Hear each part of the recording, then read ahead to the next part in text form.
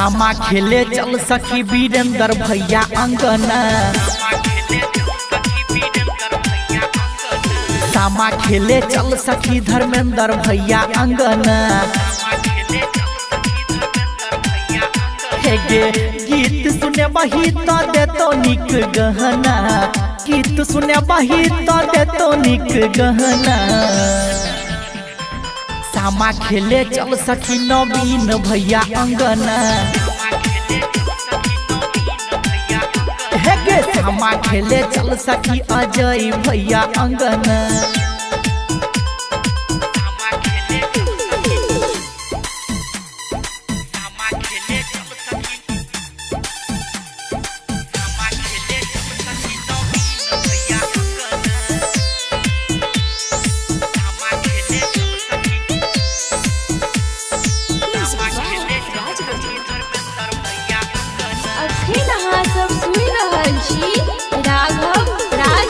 दही चूड़ा सा देबै मुँह बाज उठाई गे।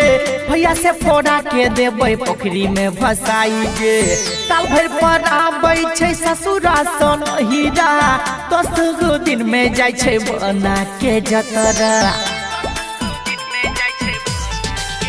हे गई दही चूड़ा सा देबै मुँह बाज उठाई गे। भैया से फोड़ा के देबै पोखरी में फसाई गे। साल भर पर आबै छै ससुरा सन हीरा। 10 गो दिन में जाय छै बना के जतरा। काज करी है बाद में सुन न गे बहिना। सामा खेले चल कर न भैया के अंगना।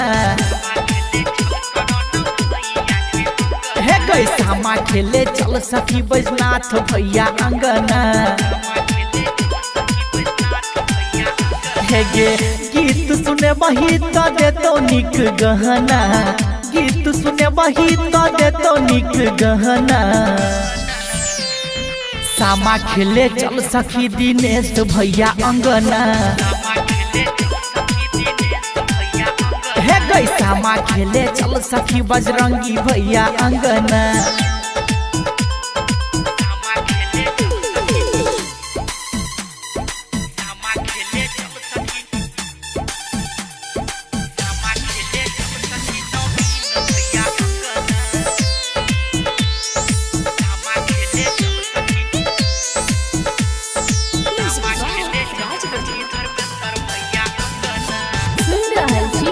रिकॉर्डिंग स्टूडियो से करे न लेट सखी आई के तू दिन गे। नहीं ता भैया सबके आब जे तैन हिंद गे। डाली में हाली से दूब धनल सजाही गे। चुगला के मछ मिल के सब देबै जराही गे।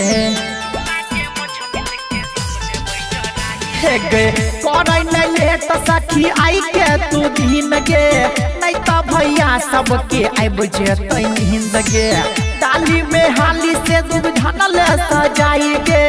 चुगला के मछ सब मिल दे वही जराई गे। बीके सिरा घब भैया दे तो से हो कंगना। सामा खेले चल सखी सुनील भैया अंगना। सामा खेले चल सखी महादेव भैया अंगना। गीत सुने बही तो दे तो निक गहना। गीत सुने बही तो दे तो निक गहना। सामा खेले चल सखी राम सेवक भैया अंगना। हे गे सामा खेले चल सखी चुन चुन भैया अंगना।